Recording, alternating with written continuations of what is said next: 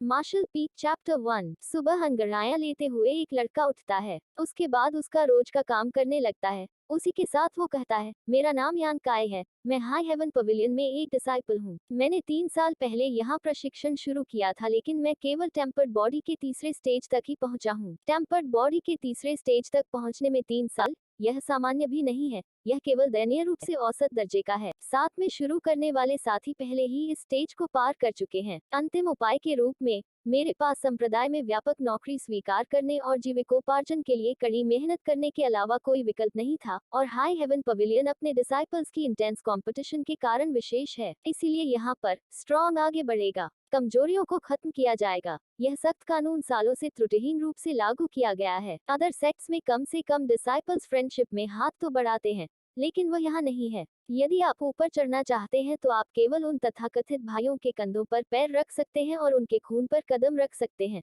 ताकि आप योग्य हों। इसका मतलब अपने को भी धोखा देकर आगे बढ़ना होता है यहाँ पर। लेकिन उच्च स्वर्ग मंडप में एक नियम है, कोई फर्क नहीं पड़ता कि शिष्य 14 वर्ष से कम उम्र के हैं। प्रवेश की शुरुआत से 3 साल ट्रायल पीरियड के रूप में माने जाते हैं।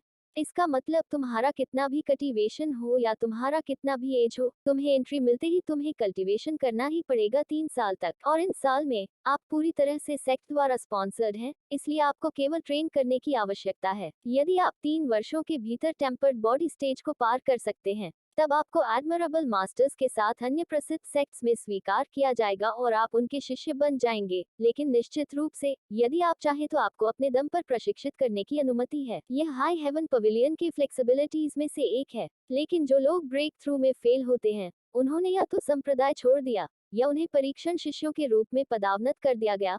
अंटायर हाई हेवन पवेलियन में 3000 शिष्य होते हैं, जबकि परीक्षित शिष्यों की संख्या हाथों पर गिनी जा सकती है, और आराम की गारंटी नहीं है। भले ही मैंने खाना छोड़ दिया हो या ठंडा महसूस किया हो, कोई भी कभी परवाह नहीं करेगा। उन्होंने पहले भी मुझे बेदखल करने की कोशिश की है। जाहिर है कि मैं नहीं चाहता कि ऐसा दोबारा हो। हम मनुष्यों के पास जीवन के केवल कुछ दशक हैं, लेकिन ये रास्ता चुना है तो चलते रहना है। बीच में हार मान लेना मर्दाना बात नहीं। लेकिन वहाँ पर कुछ लोग आकर कहते हैं, क्या वह काय है? दूसरा कहता है, सेट से आप जा सकते हैं, कोई नहीं चाहता कि आप रुकें। लेकिन काय उन सभी का बात इग्नोर कर करूंगा पर ही कल्टीवेट करने के लिए बैठ जाता है, और वहां पर काय को कल्टीवेट करते हुए देखकर आपस में बात करने लगते हैं।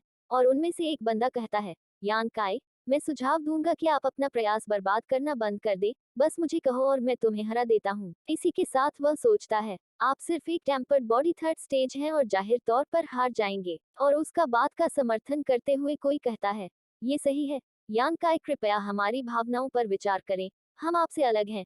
एक बार यह लड़ाई खत्म हो जाने के बाद हमें अभी भी प्रशिक्षण फिर से शुरू करने की आवश्यकता है। उसके बाद एक घंटी बजती है, जो कि अगले सुबह का घंटी था। 9 बार घंटी बजी। जैसे ही सूरज पश्चिम से उगता है, एक नया दिन आ गया है।